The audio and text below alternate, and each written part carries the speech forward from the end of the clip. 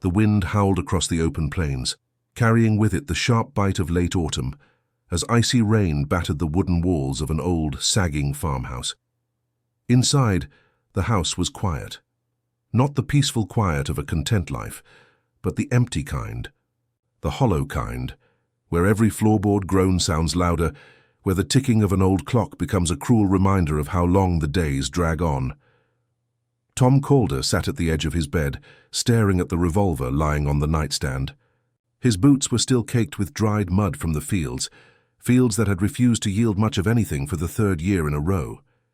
His hands, weathered, calloused, cracked, rested on his knees. He hadn't eaten in almost a day. Not because there wasn't food, but because food no longer mattered. Nothing did.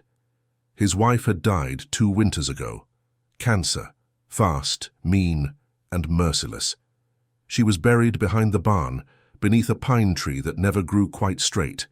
Their son, Daniel, had left not long after, sick of the dust and debt and quiet sorrow that had settled over the house like mold. Tom hadn't heard from him in over a year. That night, as the storm rolled in heavy and unforgiving, Tom had made up his mind. He would wait until nightfall, pour himself one last glass of the rye whiskey that had become his only companion, and finish what life had started. No one would come looking. The bank would reclaim the land. Maybe that would be for the best. He stood up slowly, bones creaking, and crossed the room toward the kitchen. A single oil lamp lit the space with a dim, orange glow. Rain lashed against the windows as thunder cracked across the sky. He paused at the counter, staring at the glass bottle, when something shifted outside. A sound barely audible through the storm, but real. A dull thump, then silence, then another thump. He froze. Another knock, this time harder, more desperate. Then a voice, weak, frantic. "Please. Please, someone." Tom rushed to the door and swung it open. She collapsed into his arms. A young woman, soaked to the bone, barely conscious, her hair plastered to her face, clothes torn and clinging to her skin. She was shivering violently, her lips pale blue, eyes glassy and unfocused. "Jesus," Tom muttered, catching her before she hit the floor. Hey, can you hear me?" Her mouth moved slightly. "Help me," she whispered. Without hesitation, he lifted her into his arms, lighter than he expected, and brought her inside. He placed her gently on the worn couch near the stove and wrapped her in the thickest blanket he had. Then he turned the stove up until the old iron creaked with heat. He peeled off her soaked jacket, trying not to notice how young she looked, barely out of girlhood, and how cold her skin was too. The touch. Her hands were raw, scraped, as if she'd been running through brush.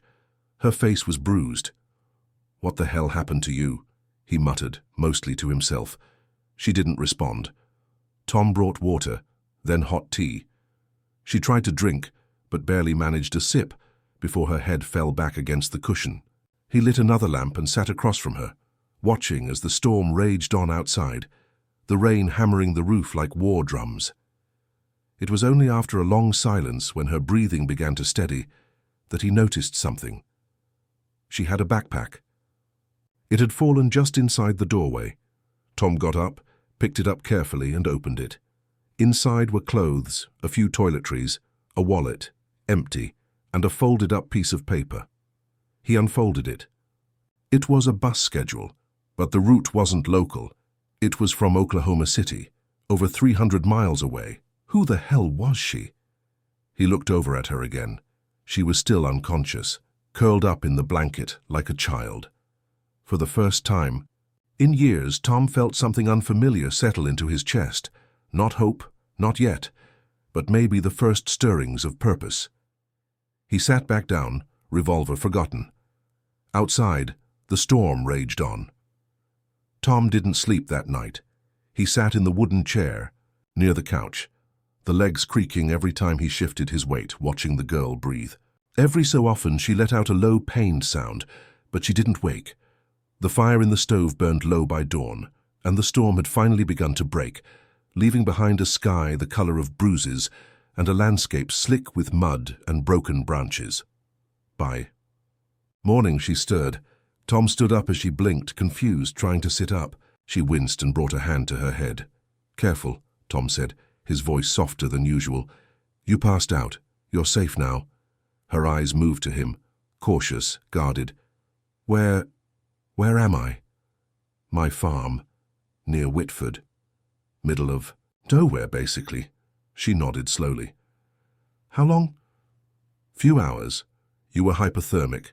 I was about to call the sheriff, but figured I'd wait till you could talk. Her eyes darted toward the door. Fear flashed across her face. No, she said quickly. No police. Tom narrowed his eyes. You in some kind of trouble? She looked down, then shook her head, but it wasn't convincing.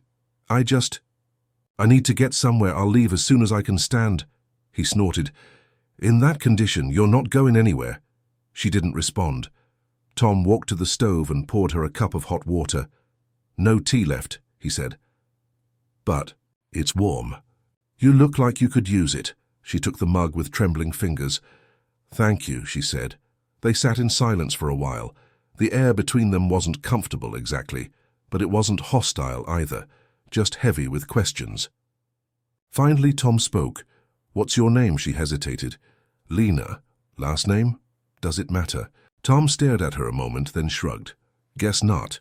He leaned back in his chair and rubbed his eyes. You came a long way. Your backpack says Oklahoma City. Lena tensed. You went through my stuff. You showed up half dead on my porch in the middle of a storm. I figured I had a right to know if I was sheltering trouble. She stared into her mug. I'm not trouble. Tom didn't say anything. After a long moment, she continued. My stepfather. He's not a good man, never was. My mum died last year and he started getting worse. Drinking, hitting, saying things. Then one night She stopped. Her voice trembled. I had to get out. Tom's jaw tightened, but he didn't speak. He didn't need to. She went on. I tried to stay with a friend, but he found me. I've been running for weeks, got on a bus going anywhere. I didn't even know where I was when I got off. Just wanted to keep moving. Then the storm hit. She looked up at him, eyes, red-rimmed but steady. I thought I was going to die out there. You almost did, he said. Lena nodded, clutching the mug tighter. So, thank you for helping me. I know you didn't have to. Tom looked away. Wasn't planning on being around much longer myself. Guess we both got interrupted. Lena looked at him, confused. What do you mean? Tom just shook his head. Doesn't matter now. The silence returned, but it was different this time. Less strained. As if the two people in that old farmhouse, both broken in different ways, had found something resembling understanding. Tom stood. You need rest. There's a bed upstairs. Was my son's. He's gone now. I can stay down here, she said quickly. You're not sleeping on a couch with bruised ribs. Go, I'll bring up some food later. She hesitated, then nodded. Okay. Lena stood slowly, still favoring one side, and made her way up the stairs. Tom watched her go, then walked outside. The fields were still a mess. Nothing had changed. The land was the same. The house was the same, but he wasn't. He looked at the old pine where his wife was buried. The soil was wet, dark, and rich. Life could grow here again, maybe. Behind him, the farmhouse creaked as the wind picked up, and for the first time in a long while, Tom Calder didn't feel alone. The days that followed passed slowly, but they carried a different weight than before. The house no longer felt haunted, no longer echoed with the emptiness Tom had grown used to. It still creaked and groaned and let the wind in through the cracked window panes, but now there was the occasional sound of footsteps overhead, the murmur of a second voice, the scrape of a plate, or the slow stirring of a spoon in a pot. It was strange at first. Then it became welcome. Lena recovered quickly. She had the kind of resilience that comes from necessity, not choice. Her bruises faded, but not the way she always checked the locks before dark, or how she flinched at loud noises. Tom didn't ask more than she gave, and she didn't offer much. She helped with chores unasked. She cleaned the cluttered porch, mended some torn shirts she found in a drawer, and even figured out how to fix the old radio that hadn't worked in years. Tom noticed the change in her eyes, too. At first they'd been wary, darting, always scanning the room for exits. Now they settled, watched, learned. On the 6th morning they sat across from each other at the worn kitchen table. each with a chipped coffee mug in hand. Outside, the frost was melting under a pale sun. The silence was comfortable now. "Yuki, gonna tell me your real name eventually?" Tom asked. Lena smirked. "It's Lena, but not your last name." She paused, then took a sip of her coffee. "It's Harper, Lena Harper." Tom nodded slowly. "All right, Miss Harper, you ever think about what comes next?" She didn't answer for a long while. "Every day." He leaned back in his chair. "You got people out there?" "None I'd TV. Trust?" Her voice was calm, almost flat. Tom sighed. "You know, I don't have much here. Land's no good, house is falling apart, and I'm too old to fix most of it. But I've got a roof, and it's dry." She met his eyes, unsure of what he meant. "I'm saying you can stay, if you want." She didn't say anything, just looked at him, expression unreadable. Then softly, "Why?" He didn't look away. "Because I was ready to give up. You showing up. It reminded me that not everything's done. Maybe we both still got some kind of purpose left." Her eyes glassed over and she blinked fast. "You sure?" "Dead sure," he said. Then added, "Except I'd rather not be dead if that's all right with you." She smiled for real this time. "Okay." They fell into a rhythm after that. Not quite father and daughter, not friends exactly either, but something steady. She cooked better than he did, and he taught her how to mend the fence, how to start the old tractor, how to tell if a storm was coming just by the scent in the air. She painted the living room. He cleared the junk from the back shed, but peace never lasts long in stories like theirs. It was a cold afternoon, just over 2 weeks after the storm, when a dusty black pickup pulled into the long dirt driveway. Tom was fixing a shutter on the porch when he heard it. He turned and saw the truck slow to a stop, engine idling. A man stepped out, broad shoulders, long stride, and eyes that went hard the moment they landed on the house. Tom didn't need to ask. He knew. Lena came to the door behind him, froze. The man called out, "Lena, you think you can run from me?" Her breath caught. Her hands gripped the doorframe, so tightly her knuckles turned white. Tom stepped off the porch and walked forward, slow and deliberate. The man sized him up. "She here?" the man asked. "I ain't leaving without her." Tom didn't answer. He stopped 10 feet from the truck. "Who the hell are you?" the man demanded. "I'm the man who found her half dead in the storm," Tom said. "I'm the one who's been feeding her, keeping her safe, and I'm the one who's telling you to turn that truck around." The man laughed. "You got no right to keep her." "I got every damn right she gives me," Tom said. "And she don't want you."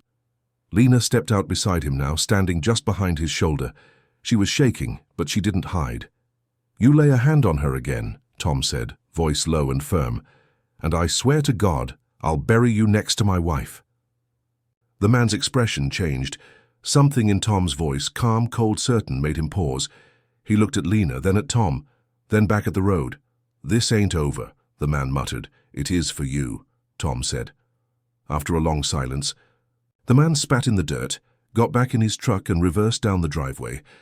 When the dust finally settled, Tom looked at Lena. She was still staring at the road, wide-eyed, breath ragged. He put a hand on her shoulder. "He's not coming back. I thought I'd never stop running," she said. "You just did." That night they ate stew by the fire. The revolver was no longer on the nightstand.